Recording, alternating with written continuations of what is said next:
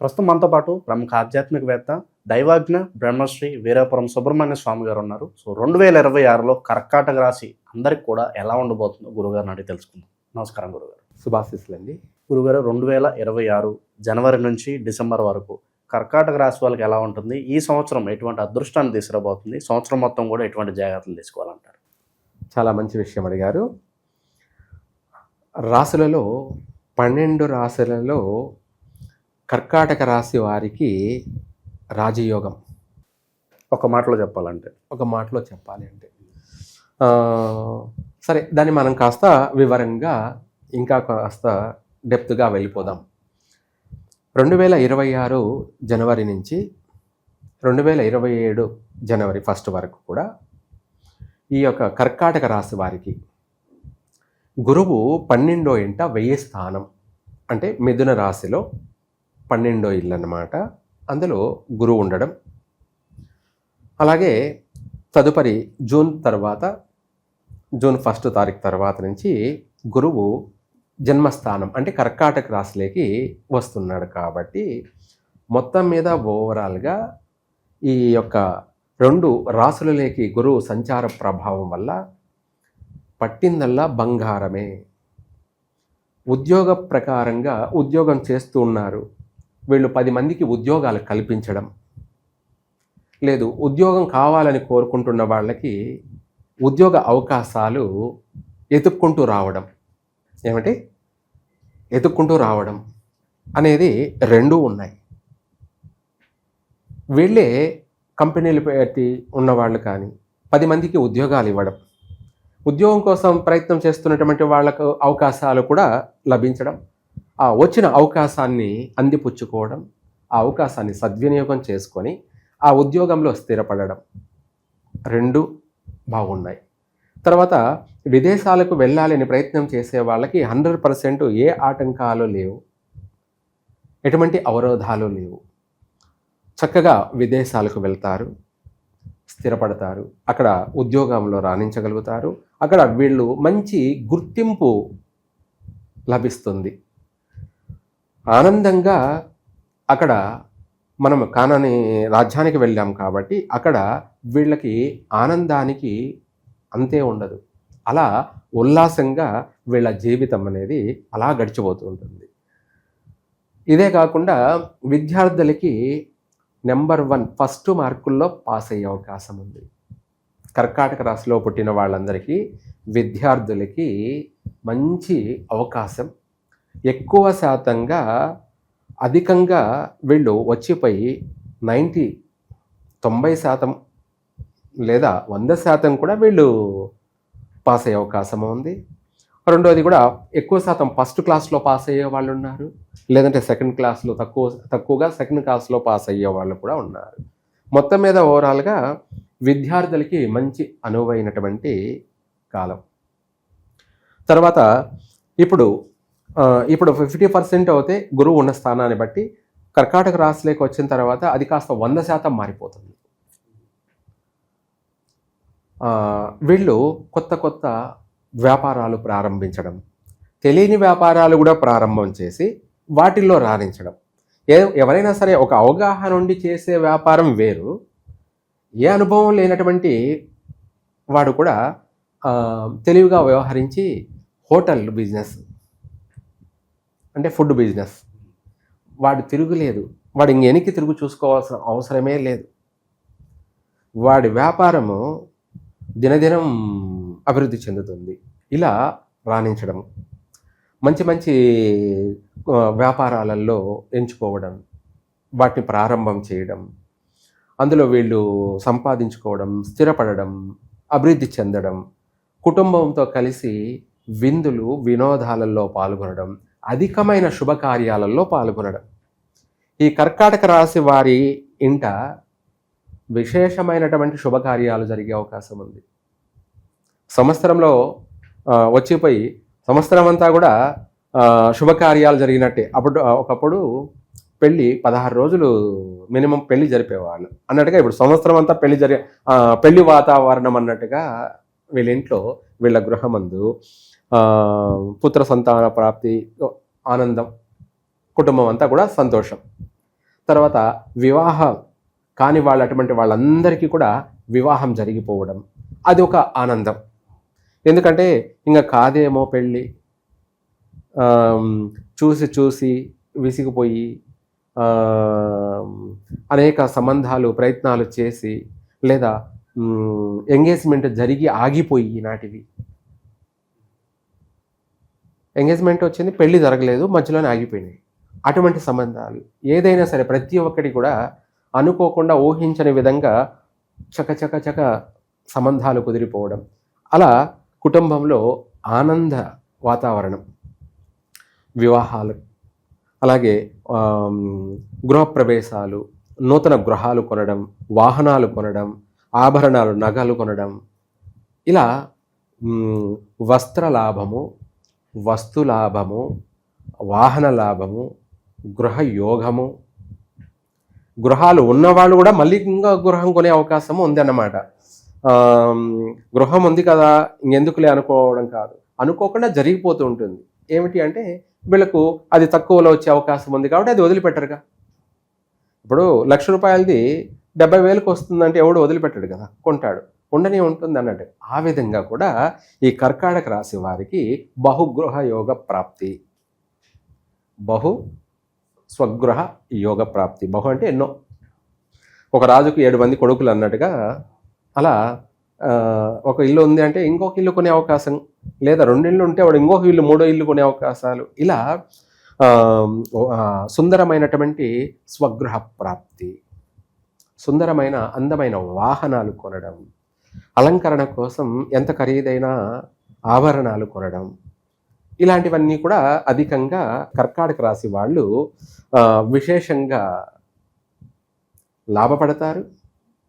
అలాగే 10 మందికి కూడా సహాయపడతారు. అలాగే ఎంతో కాలంగా పట్టి పీడిస్తున్నటువంటి ఆరోగ్య సమస్యలు కూడా ఈ సంవత్సరంలో మటుమాయమైపోతాయి. ఏమవుతాయి? ఇప్పుడు గాయమైంది, దానికి మెల్లమెల్లగా అది కట్టుకుంటుంది, నయమైపోతుంది. ఆ గాయం కాస్త మానిపోతుంది అన్నట్టుగా ఎటువంటి అనారోగ్య సమస్య అయినా కూడా అది మెల్లమెల్లగా ఆ ఆరోగ్య సమస్య నుంచి బయటపడతారు, అది రికవర్ అయిపోతుంది. ఆ అనారోగ్య పీడితులై ఉన్నటువంటి వాళ్ళందరూ కూడా మళ్ళీ ఆరోగ్యపరంగా కూడా ఉంటారు. చక్కగా ఆరోగ్యపరంగా నవ్వుతూ వాళ్ళ ముఖంలో కొట్టొచ్చినట్టు ఉంటుంది కలాంశం.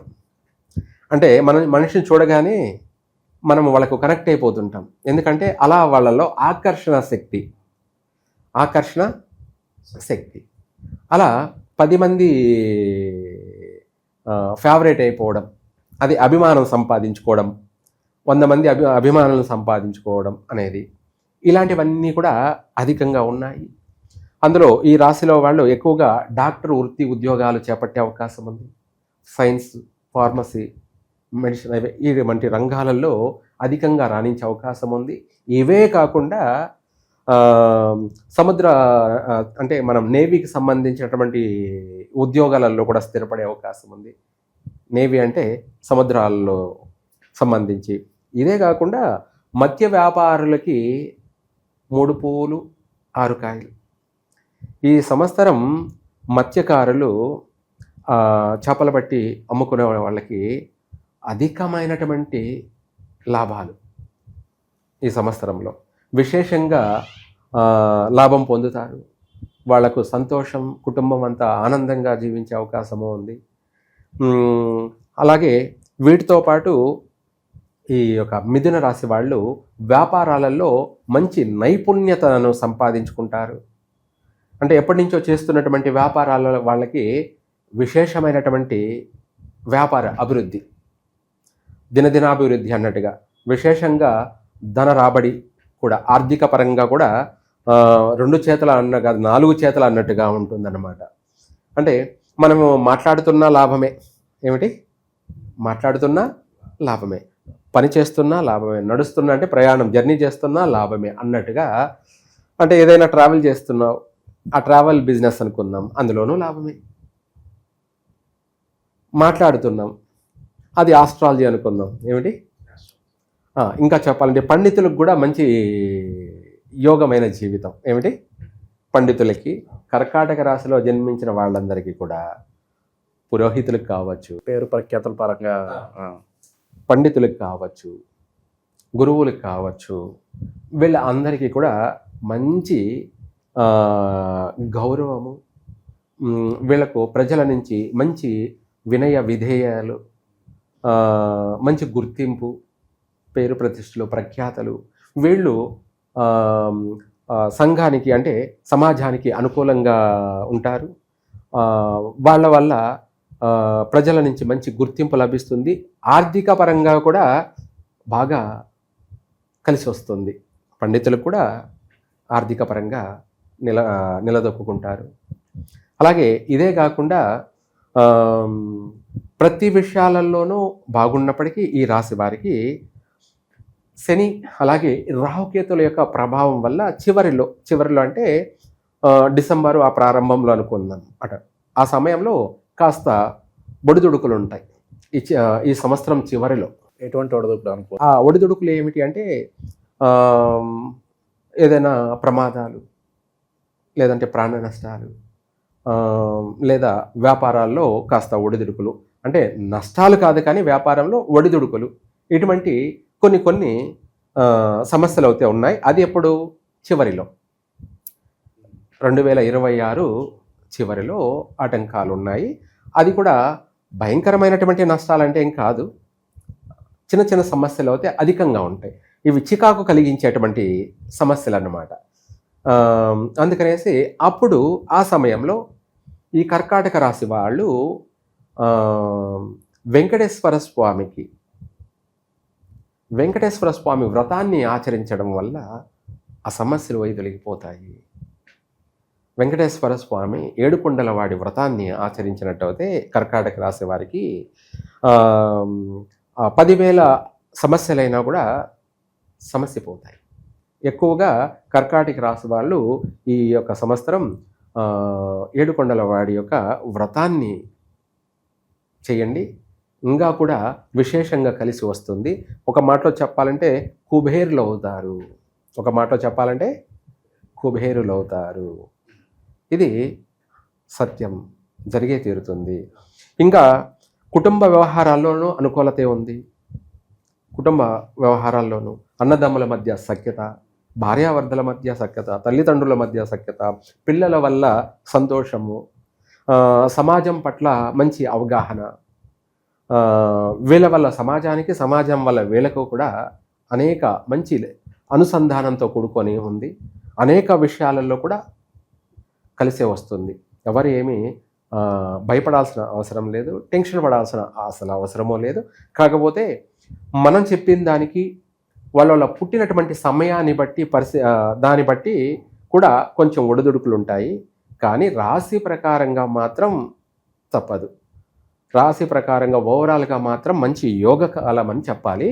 ఇంకా కొంతమంది నోటికి ఒక 10 మంది స్వామి చెప్పింది మాకు జరగడం లేదని కూడా అంటారు కూడా. వాస్తవమే.